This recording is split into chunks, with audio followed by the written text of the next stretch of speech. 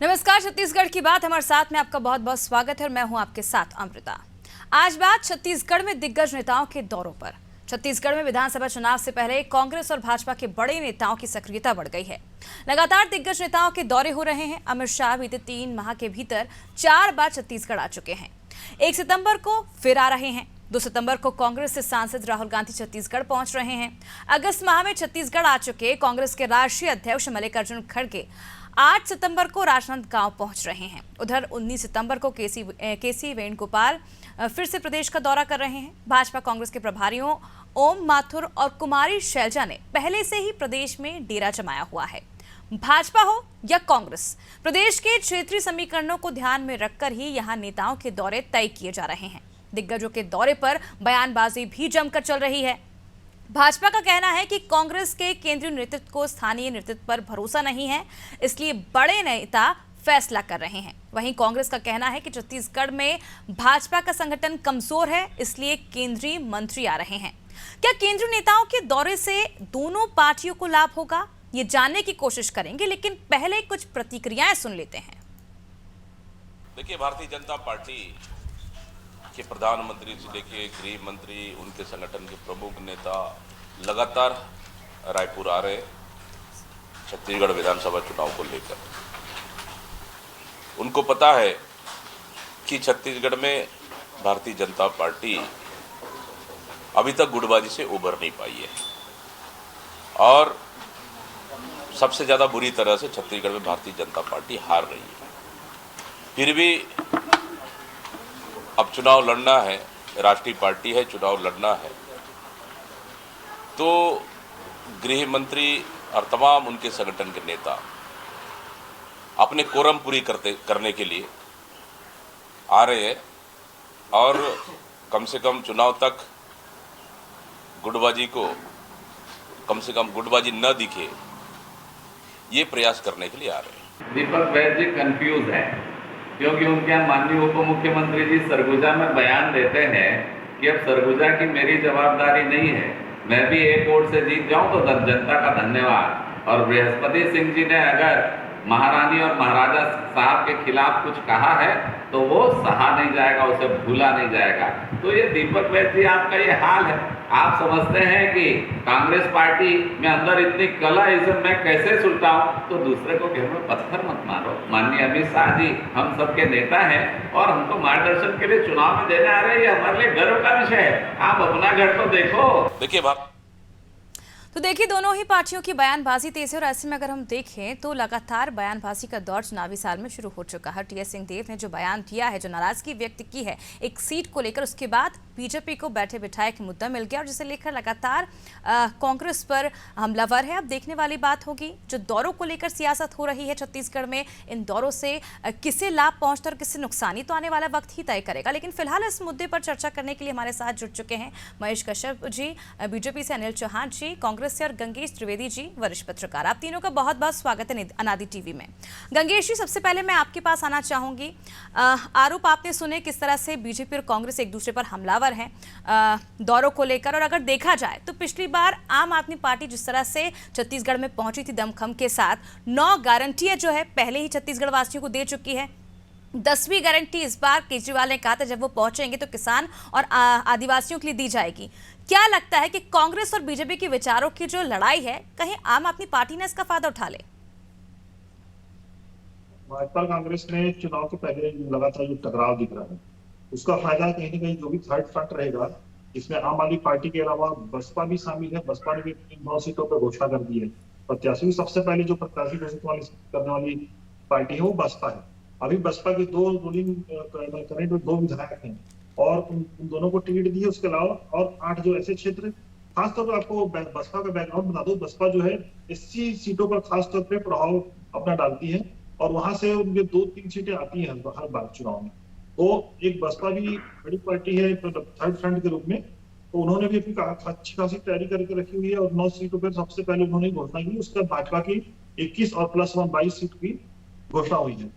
तो लेकिन यह है, देखिए, मेन मुकाबला रहेगा कांग्रेस और भाजपा के बीच, इसमें कोई दो मत नहीं। छत्तीसगढ़ में हमेशा कांग्रेस और भाजपा का मुकाबला बना रहता है और इसके अलावा बसपा, और पिछली बार तो जनता कांग्रेस थी वो भी दौड़ से बाहर है। तो इसलिए उसकी जगह मुझे लगता है कि आप पार्टी लेने की तैयारी कर रही है और अपनी तरफ से आप पार्टी लगातार मेहनत भी कर रही है।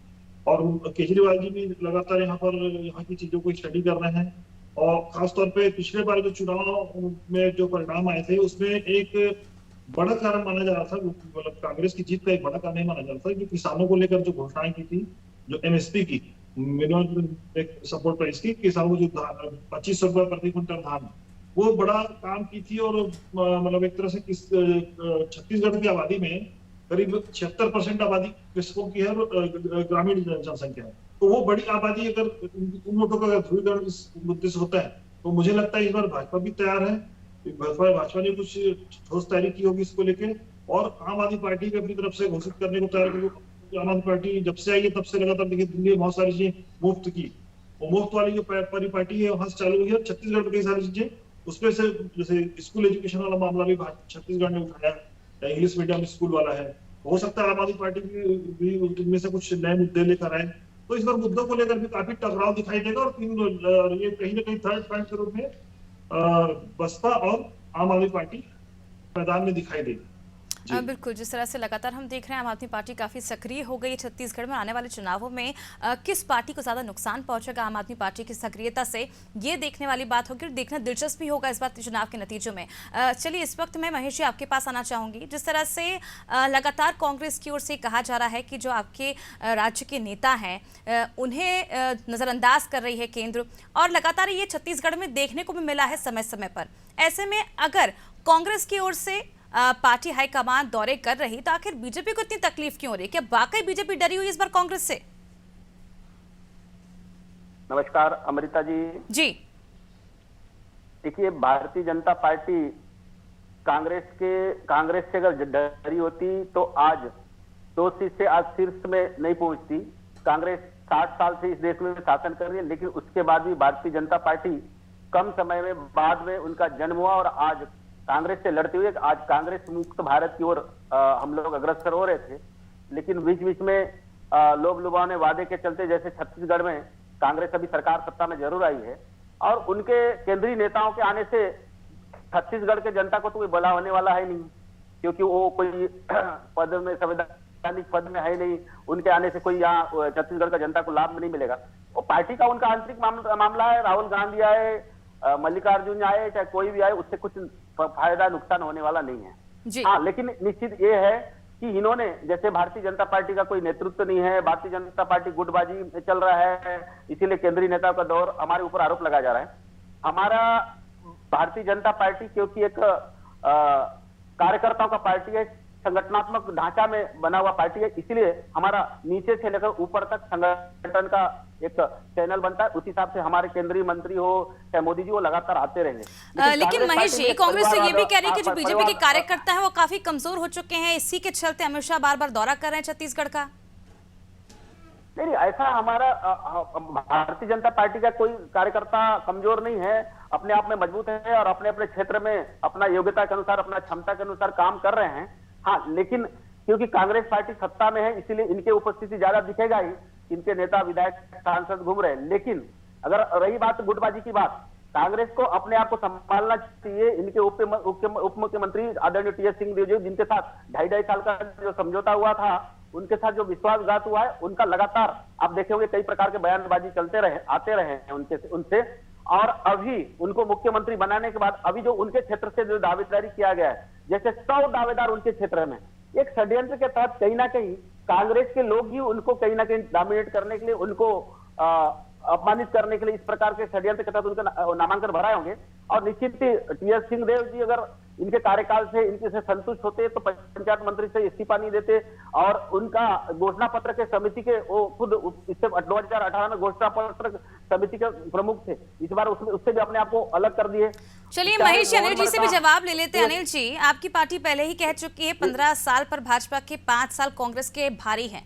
ऐसे में फिर पार्टी हाईकमान को इतने दौरे करने की आखिर जरूरत क्यों पड़ रही? बीजेपी लगातार यही सवाल कर रही है कांग्रेस से।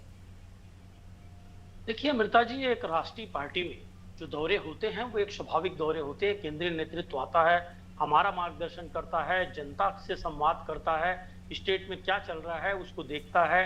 ये एक लोकतांत्रिक प्रक्रिया है, एक राजनीतिक दल की प्रक्रिया है। तकलीफ तो तब है अमृता जी जब कोई राष्ट्रीय राजनीतिक दल एक प्रदेश में इतना गौण हो जाए, उसके एक निर्णय भी ना चले, उसके पास ना मुद्दा हो ना चेहरा हो, जो भारतीय जनता पार्टी की आज स्थिति है। 15 वर्षों के शासनकाल के बाद रमन सिंह जी एक भ्रष्टाचारी चेहरा माना जाने लगा, या माना जाने लगा कि ये फेल चेहरा है। प्रदेश में जिस तरह उन्होंने रायगढ़ में कहा कि कमीशन खोरी 2-3 महीने बंद कर दीजिए, हम फिर सरकार में आ जाएंगे, जब प्रदेश का मुख्यमंत्री इतनी बड़ी बात कह दिया, इस तरह के जो घटनाक्रम हुए, उनके बेटे का नाम आया, चिट फंड कंपनियों में नाम आया, तो रमन सिंह जी को गौण करने के बाद भाजपा के पास कोई चेहरा नहीं बचा और ना ही इनके पास 5 साल में कोई मुद्दा बचा, क्योंकि जो भूपेश बघेल जी ने काम करने का काम किया, जो घोषणा पत्र में हमारे वादे थे, उसको 90% से ऊपर पूरा करने का काम किया। लेकिन सर, आप दावा कर रहे हैं कि भूपेश सरकार ने 90% घोषणा पत्र में जो वादे थे वो पूरा करने का प्रयास किया, पूरे हुए भी होंगे, लेकिन आप ही के पार्टी के वरिष्ठ नेता डिप्टी सीएम ये कह चुके हैं कि 12 वादे पूरे नहीं हुए थे 36 में से, जिससे वह असंतुष्ट हैं और उन्होंने घोषणा पत्र समिति के अध्यक्ष की जिम्मेदारी लेने से भी इनकार कर दिया था। इसके पीछे वजह क्या है? देखिए अमृता जी, ये बात गलत है। जब टीएस सिंहदेव जी ने इस बयान को दिया था, वो बहुत पहले की बात है और उन्होंने उस परिप्रेक्ष्य में वो बयान नहीं दिया था कि कितने वादे। उन्होंने कहा था कि 12 वादे पूरे हो गए, कई में आंशिक काम हुआ है, 12 लगभग पूर्ण होने की ओर है। लगभग 24 वादों को तो उन्होंने कह दिया था पूर्ण होने की ओर है और 12 पर आंशिक काम हो रहा है। तो ऐसा नहीं है। टीएस सिंहदेव जी ने एक विभाग छोड़ा जरूर, लेकिन उन्होंने मंत्री का पद नहीं छोड़ा। एक विभाग उन्होंने छोड़ा कि शायद मेरे ऊपर उनको बहुत सी जिम्मेदारियां थी संगठन की, सरकार की, तो इसलिए उन्होंने एक विभाग छोड़ा होगा। लेकिन मुद्दा यह है अमृता जी कि क्या भारतीय जनता पार्टी के पास यही मुद्दा है कि टीएस सिंहदेव जी ने एक विभाग छोड़ा? इतने बड़े प्रदेश में क्या कोई और मुद्दा नहीं है? क्या विपक्ष में होने, हम तो भाई भाजपा मुक्त भारत या भाजपा मुक्त छत्तीसगढ़ की भी बात नहीं करते। हम तो कहते हैं कि लोकतंत्र में सभी विचारों का पोषण होना चाहिए, सभी प्रकार के विचारों का संपोषण हो, जीवित रहे, वो बात रखें, अपने विचार रखें। हम कभी नहीं कहते कि मुक्त हो जाए हिंदुस्तान या छत्तीसगढ़ भाजपा से, लेकिन मुद्दा यह है कि क्या 5 सालों तक आप विपक्ष की भूमिका निभा पाए? क्या आप सड़कों पर कोई आंदोलन कर पाए? क्या आपने विधानसभा में सरकार को घेरने का काम किया? टीएस सिंहदेव जी ने क्या कहा, बृहस्पति सिंह ने क्या कहा, ताम्रध्वज जी ने क्या कहा? क्या सिर्फ आपकी राजनीति इसी बात पर टिकी रहेगी कि बिल्ली के भाग से कभी तो चीका फूटेगा, कभी तो कांग्रेस में कोई अंतर्द्वंद हो जाएगा? अमृता जी, बेसिक फर्क जो है मैं आपको बताता हूं। अभी हमारे भारतीय जनता पार्टी के विद्वान प्रवक्ता बोलते बोलते बोल गए, 100 आवेदन अंबिकापुर में आए। ये कांग्रेस का लोकतंत्र है। कांग्रेस का लोकतंत्र है कि डिप्टी सीएम और सीएम कोई भी संवाद खुले मंच पर कर लेते हैं। यहां दूसरे मंत्री भी अपनी बात रख लेते हैं। मैं कांग्रेस के एक कार्यकर्ता की हैसियत से बड़े से मंच पर खुले मन से अपनी बातें कह लेता हूं। यहां दिक्कत यह है अमृता जी, छत्तीसगढ़ की 43,000 रेलवे बंद हो जाएं, यहां बारदाने ना मिले, छत्तीसगढ़ के जीएसटी का पैसा रुक जाए, छत्तीसगढ़ के साथ लगातार सौतेला व्यवहार हो, लेकिन 9 सांसद भारतीय जनता पार्टी के जो छत्तीसगढ़ की जनता ने चुन, लेकिन अनिल जी, जिस तरह से आप कह रहे हैं कि अपनी पार्टी में अपनी बात रख लेते हैं और पार्टी आपकी बात सुनती भी, लेकिन टीएस सिंहदेव तो पहले इससे दुखी भी हो चुके हैं, अपनी नाराजगी मीडिया के सामने भी व्यक्त कर चुके हैं कि जब पार्टी हाईकमान वादे करती है तो पूरे नहीं करती है। 2.5 साल के फॉर्मूले को लेकर वो अपनी बयान पहले ही दे चुके हैं। उसके बाद उन्हें डैमेज कंट्रोल के लिए डिप्टी सीएम का पद दिया क्या? अमृता जी, मैं इस बात का पूरी तरह खंडन करता हूं। मैं आपकी बात से बिल्कुल सहमत नहीं हूं। टीएस सिंहदेव जी ने कभी नहीं कहा कि 2.5 साल का फार्मूला केंद्र ने हमें दिया, केंद्रीय नेतृत्व ने नहीं दिया और वो नहीं माने। उन्होंने कहा कि ये 2.5 साल का फार्मूला मीडिया की उपज है, कोई ऐसी बात केंद्रीय नेतृत्व से नहीं हुई। हाँ, एक बात आई थी और वो बात आकर चली गई, लेकिन कभी उन्होंने नहीं कहा कि केंद्रीय नेतृत्व इस तरह का वादा किया और मुकर गए। इस बात का मैं बिल्कुल खंडन करता हूं। टीएस सिंहदेव जी ने कहीं भी ये बात नहीं की। दूसरी बात, अगर वो असंतुष्ट होते तो सरकार में डिप्टी सीएम जैसा मुख्यमंत्री के बाद दूसरा बड़ा ओहदे का पद वो नहीं संभाल रहे होते। लेकिन सर, सवाल वही है कि चुनाव से ठीक पहले उन्हें डिप्टी सीएम का पद दिया गया, इसलिए कई तरह के सवाल जो है बीजेपी उठाती रही है। देखिए अमृता जी, पहले भी टीएस सिंहदेव जी हमारे बहुत वरिष्ठ नेताओं में से एक हैं और माननीय भूपेश बघेल जी भी कई मंचों पर उनका चरण छूकर आशीर्वाद लेते हैं।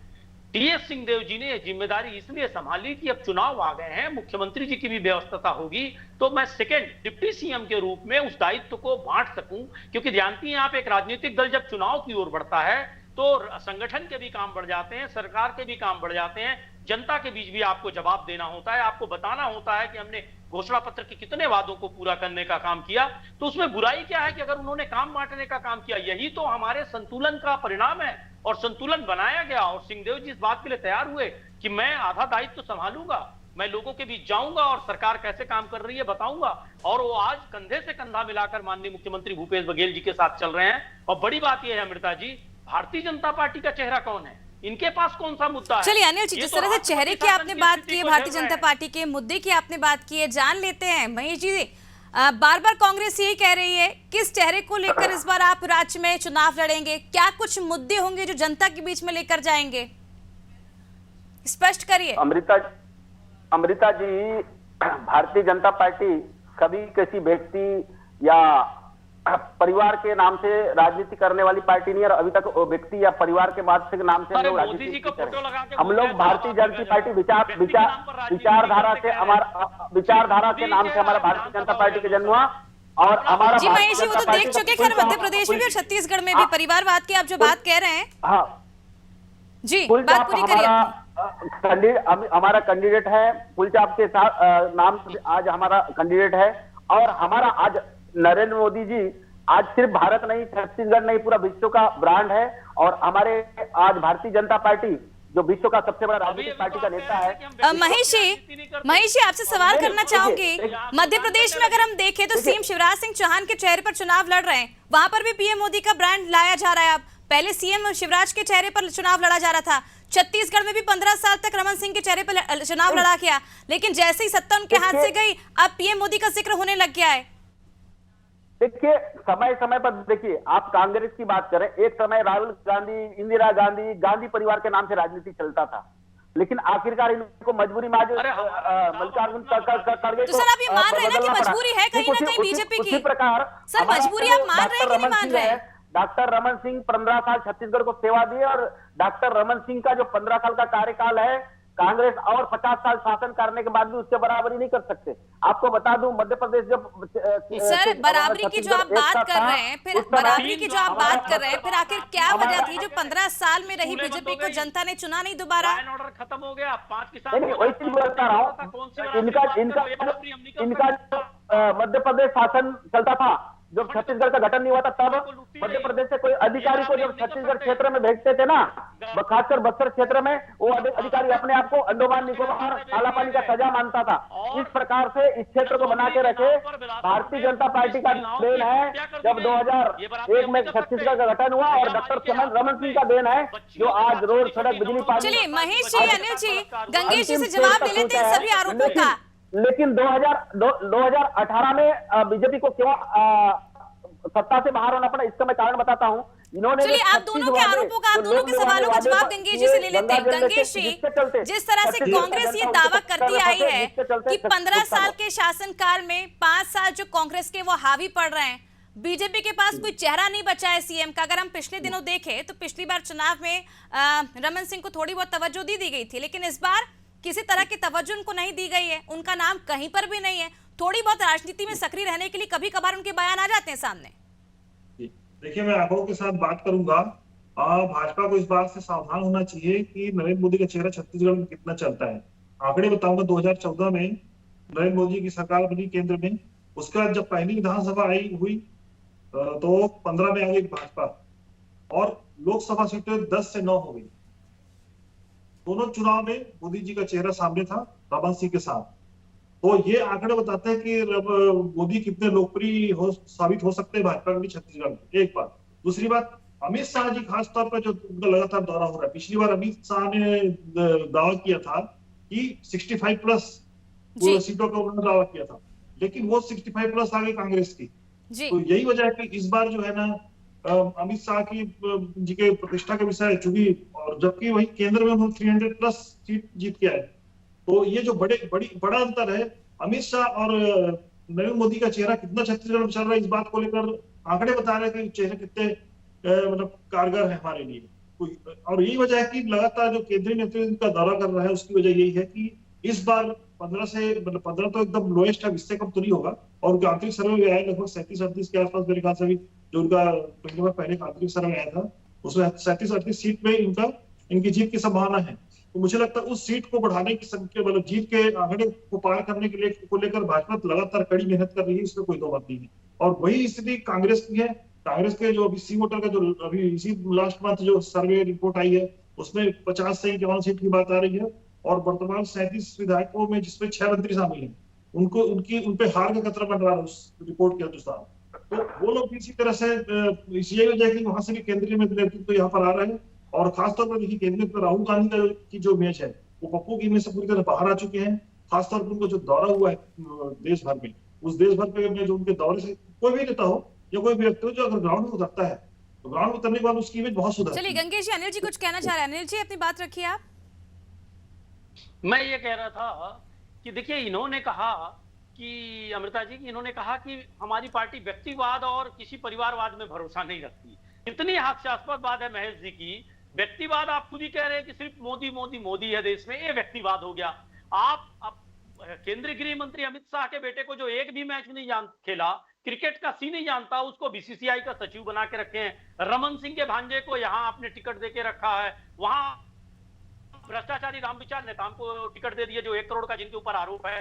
आप वहां राजनाथ सिंह के बेटे देते हो। मैं मतलब सैकड़ों उदाहरण आपके चैनल पर। कांग्रेस की तरह गांधी परिवार के नाम से परिवाद नहीं है साहब। हमारा भारतीय जनता पार्टी काम के हिसाब से, उनकी योग्यता के हिसाब से, उनके क्षमता के हिसाब से उसको महत्व दिया जाता है। चाहे गांधी जी चाय बेचने वाले प्रधानमंत्री बनाए, लेकिन आपके कांग्रेस पार्टी की तरह सिर्फ गांधी परिवार के नाम से, गांधी के नाम से पूरा राजनीति करने वाले पार्टी नहीं है। परिवार जो अर्थ का मतलब नहीं है, कोई भी परिवार का कोई व्यक्ति चुनाव नहीं लड़ सकता। महेश, अगर कांग्रेस गांधी परिवार के नाम से चुनाव लड़ती भी थी तो आपकी पार्टी भी तो पीएम मोदी के नाम से चुनाव लड़ रही है। का एक नेता बता दीजिए जिसके एक शब्द भी पूछा गया होगा, चाहे उम्मीदवार हो चाहे। मैं बोल रहा हूँ जो भी पार्टी का व्यक्ति हो, व्यक्ति अगर योग्य है, उसका कार्य क्षमता मजबूत है, उसको लोग पहचानते, उसका नाम जरूर लेंगे। लेकिन उनका बेटा के नाम से, उसका परिवार के नाम से। चलिए सर, हमारे पास समय की कमी है। आपका आखिरी रिएक्शन लेना चाहूंगी मैं आप दोनों से। सर समय की कमी है, आपसे आखिरी रिएक्शन लेना चाहूंगी। महेश जी, क्या कुछ मुद्दे होंगे जो इस बार चुनाव में बीजेपी लेकर जाएगी जनता के बीच? देखिए हमारा अमृता जी, हमारा जो भारतीय जनता पार्टी पिछले 15 अनिल जी, मैंने आपको मौका दिया था। अनिल जी शांत रहिए। चाहे स्वास्थ्य के क्षेत्र में हो, चाहे इंफ्रास्ट्रक्चर के क्षेत्र में हो, चाहे रोड के क्षेत्र में हो, शिक्षा क्षेत्र में, अनेक क्षेत्र में जिस प्रकार से छत्तीसगढ़ में काम हुआ है, खासकर केंद्र सरकार का जो योजना है, चाहे अटल बिहारी वाजपेयी जी का प्रधानमंत्री। चलिए महेश जी, फिर केंद्र सरकार की बात हो रही है। हालांकि अभी विधानसभा चुनाव है और राज्य सरकार ने आपकी जो पिछले 15 साल में कामकाज की उसका जिक्र अभी तक नहीं हुआ है। बहुत बहुत शुक्रिया आप तीनों का हमसे जुड़ने के लिए इस पूरी चर्चा में। तो देखिए किस तरह से छत्तीसगढ़ में विधानसभा चुनाव से पहले ही कांग्रेस और भाजपा के बड़े नेताओं की सक्रियता बढ़ गई है और इसे लेकर लगातार आरोप प्रत्यारोप किए जा रहे हैं। कई तरह के सवाल भी उठाए जा रहे हैं बीजेपी की ओर से। जब कांग्रेस के दिग्गज नेता एक विधानसभा क्षेत्र में जाते हैं, कवासी लखमा, तो ये कहा जा रहा है कि वोट मांगने गए थे, क्योंकि जिस तरह से लगातार ये कहा जा रहा है कि कांग्रेस की जो सर्वे रिपोर्ट आई थी उसमें 30 से 35 ऐसे विधायक हैं जिनका परफॉर्मेंस अच्छा नहीं है और अब वो आखिरी समय पर अपने परफॉर्मेंस ठीक करने की कोशिश कर रहे हैं, जिसके चलते कांग्रेस के पार्टी हाईकमान की ओर से लगातार जो दौरे हैं वो छत्तीसगढ़ में देखने को मिल रहे हैं। और बीजेपी की अगर बात की जाए तो बीजेपी अपनी जो मजबूत है, जो सीटों की मजबूती के लिए लगातार कार्यकर्ताओं को जोश भरने के लिए अमित शाह यहाँ का दौरा करें। लेकिन अब देखना ये होगा, तीसरी तरफ अगर देखें तो थर्ड पार्टी भी अपनी सक्रियता लगातार दर्ज करा रही है। 9 गारंटी पहले ही दे चुके अरविंद केजरीवाल, 10वीं गारंटी वो जल्द इसी महीने देंगे। अब इस बार का जो चुनाव है मिला जुला के काफी दिलचस्प होगा और देखना होगा कि आम आदमी पार्टी किस पार्टी के वोट काटती है और किस पार्टी पर ज्यादा भारी पड़ती है। फिलहाल मुझे दीजिए इजाजत और आप देखते रहिए अनादि टीवी। नमस्कार।